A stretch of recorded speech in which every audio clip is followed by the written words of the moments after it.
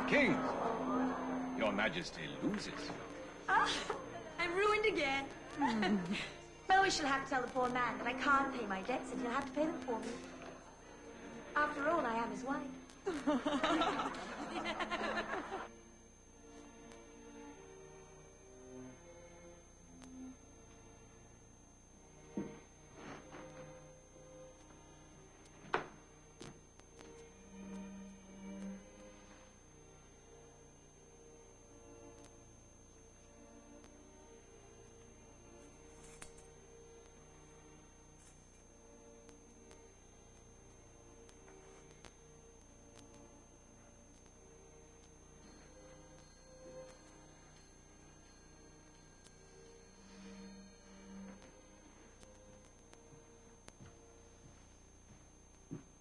I am well aware, Monsieur Necker, that we have important matters to discuss.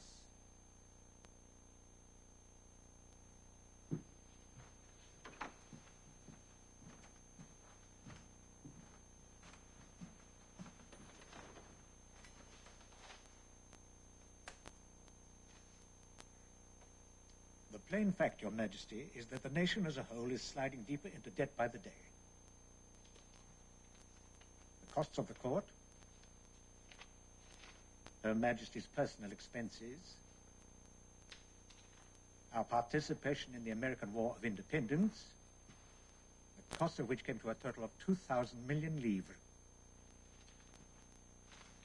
Prospects for the future, sir, if I may sum up with total honesty, are somewhat worse than bleak.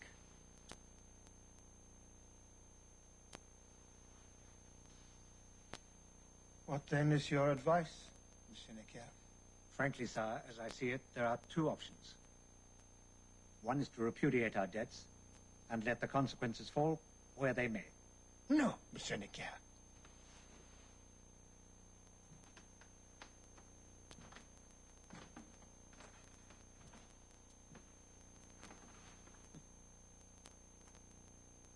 Your other option? To call the Estates General, sire. It is the only body in the land with power to raise the kind of taxes needed to pay off your Majesty's debts. But we haven't had recourse to such a measure in 150 years, Monsieur Necker. Sire, there is no alternative. I trust that all three orders here before me will cooperate for the general good of the state. I declare myself the first of the friends of my people, and welcome you, the representatives of the nation I have the glory to command by divine right.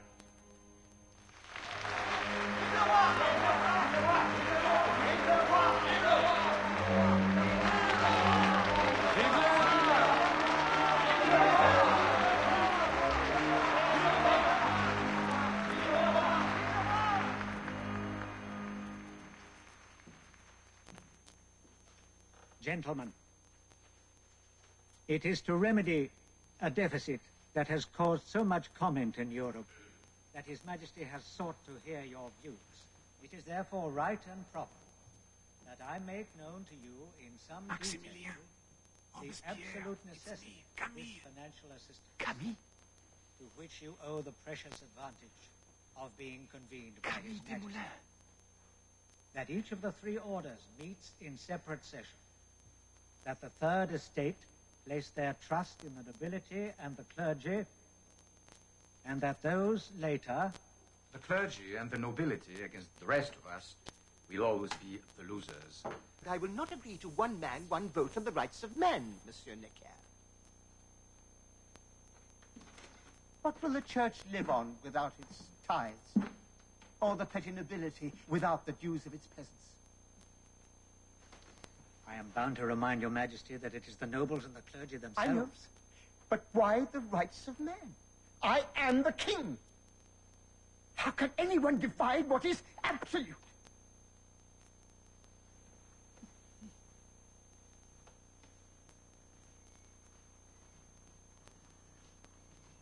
Your Majesty should not underestimate the risk. Which is precisely why I have summoned the regiment of Flanders to Versailles. Therefore, we ask, why a king who is loved by 28 million Frenchmen should surround the throne at such great expense with several thousand mercenaries, because that is what they are, paid for by the people of France to rob them of their rights.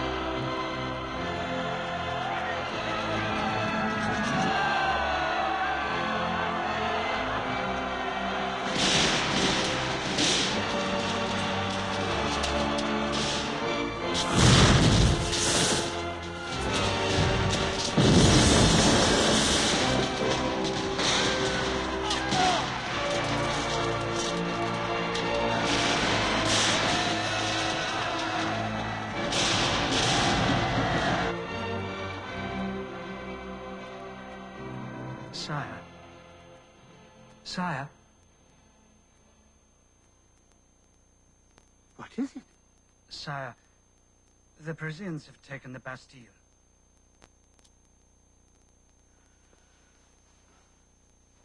Taken the Bastille? What for? Is it an uprising? No, sire. A revolution.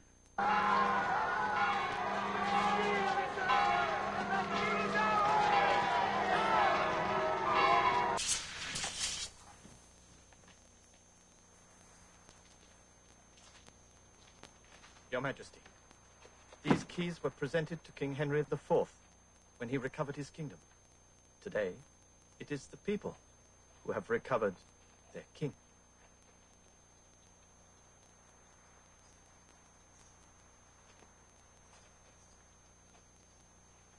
So, you are the mayor of Paris, Monsieur Bailly. Yes, Your Majesty. Until now, there was no mayor in Paris. It is the wish of the people that there should be one. If that is the wish of the people... If Your Majesty would be good enough to follow me.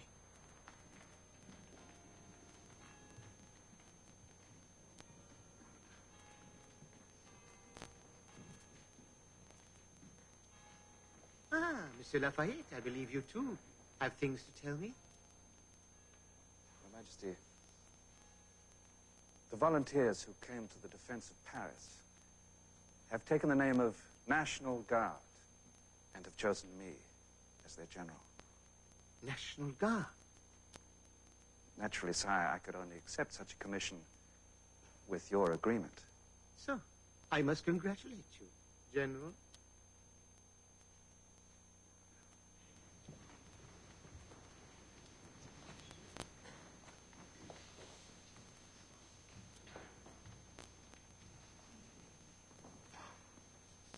Sire, the Parisians, who are the Friends of Liberty, have adopted the colors of the capital, blue and...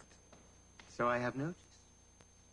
However, I have had them add the white of the monarchy. Fine idea, Monsieur de Lafayette. Fine idea. If your Majesty were willing to fix this cockade to his hat, the joy of his loyal subjects would be complete. Well, perhaps you would fix it there yourself?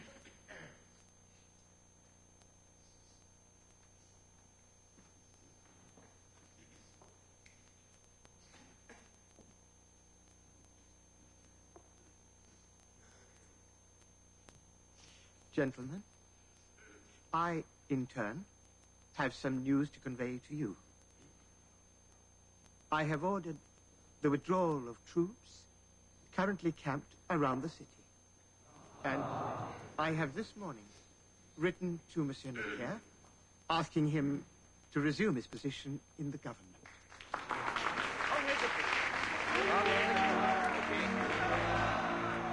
representatives of the people of France formed into a national assembly, considering that ignorance, neglect, or contempt of human rights are the sole causes of public misfortune and corruptions of government, have resolved to set forth in a solemn declaration these natural, imprescriptible, and inalienable rights of man.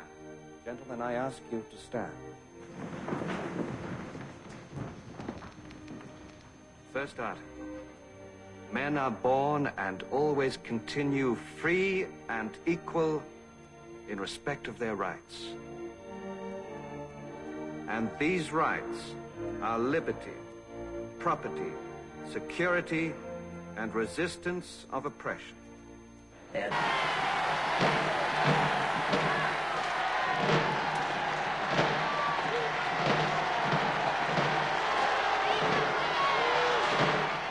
His Majesty, as you see, has already signed the document, the Declaration of the Rights of Man.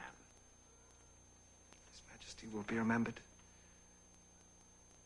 as the greatest of his country's monarchs. Bread and flour are on the way to Paris. Perhaps now. Everyone can go home, Monsieur de Lafayette. Sire, these two gentlemen are commissioners from the Commune of Paris. And what do the people of Paris require of me? The people wish, sire, for the king's safety to be entrusted to the National Guard.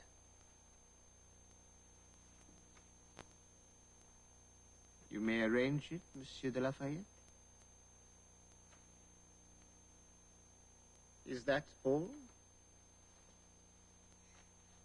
The people of Paris also want their king to return to the capital.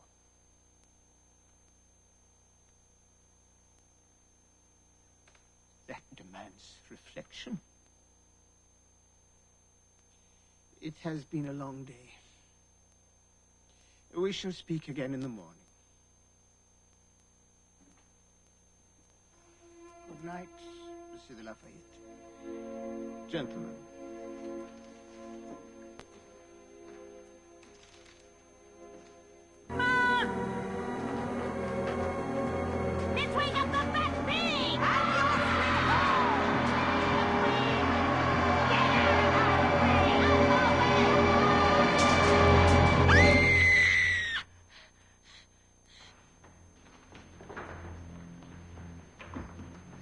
Your Majesty, come.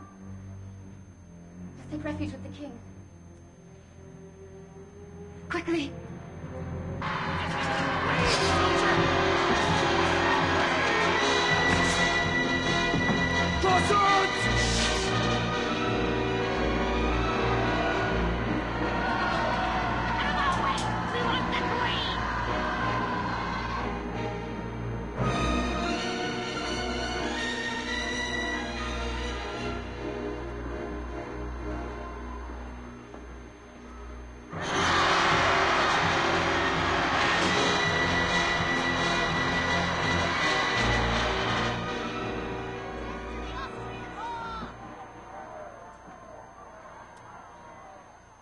What shall we do, Monsieur d'Aguesseau? Die if we must, Your Majesty.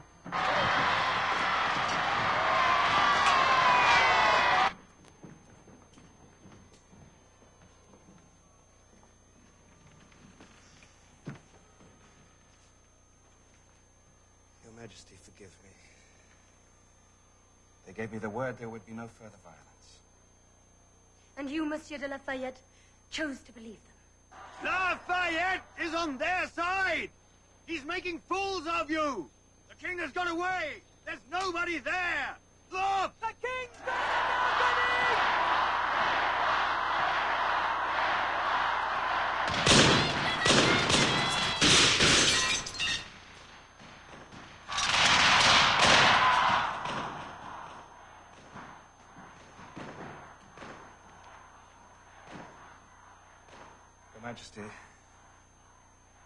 Your Majesty must appear on the balcony, otherwise we cannot control them. No, Louis, don't. They'll kill you. Sire, I beg you. I do not believe that they wish you any harm.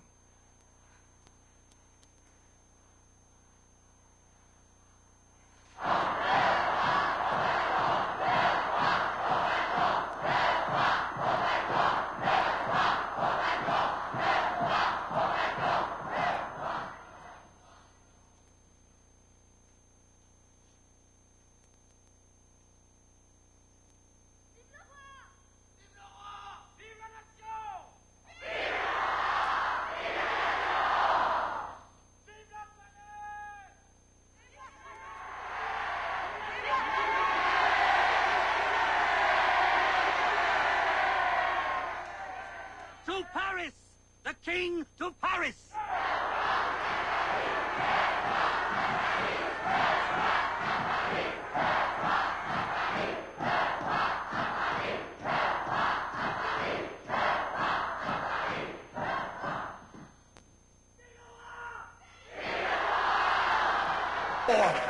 Because war alone can purge France of the despotism that still grips her by the throat. Do you wish at one blow to destroy the aristocracy, the defiant priests, all those who oppose the revolution? No! Then destroy the emigre army that is being assembled as we speak at Koblenz. Only when we have crushed all hope of outside help will this king be forced to rule according to the Constitution. Listen! Listen to me! War is no answer. Listen, Brisson, and all your friends from the Gironde, too. It's intolerable to insist on war from this platform of all places. An offensive war is, by nature, counter-revolutionary. All the people of Europe are looking to us for leadership. Nobody loves armed missionaries. Gentlemen, the king!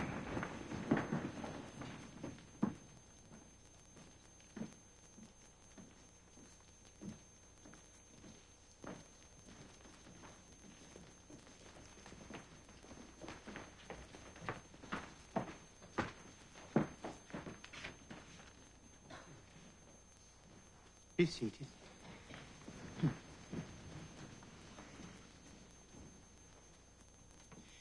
Gentlemen, you have heard the result of the negotiations in which I have been engaged with the court of Vienna.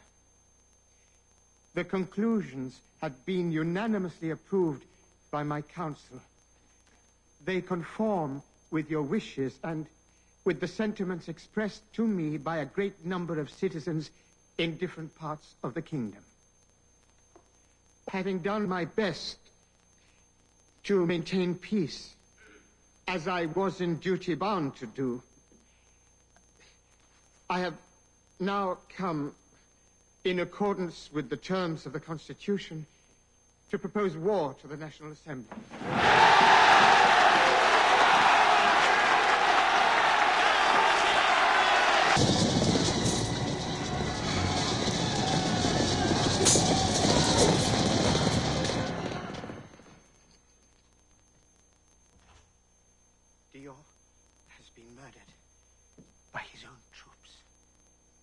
After his defeat at General, they have murdered a general.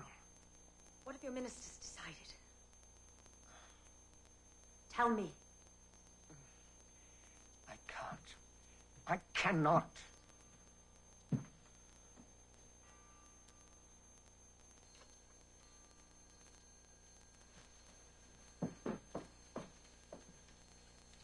Our enemies are inside France. Our friends are outside. I'm writing to my nephew, Emperor Francois. Now tell me, what decisions have been made? You must tell me. 1,000, 2,000, 10,000 heads must roll here, in France. What are those few, compared to the millions of good Frenchmen who gave their lives on the battlefield, sacrificed by the traitors still amongst us? And the greatest of those traitors is Louis Capet, with his Austrian spy, who calls herself the Queen of France, and his lackey, Lafayette, who even now dares give orders to the Assembly. Do we want a military dictatorship? All because of a capricious king?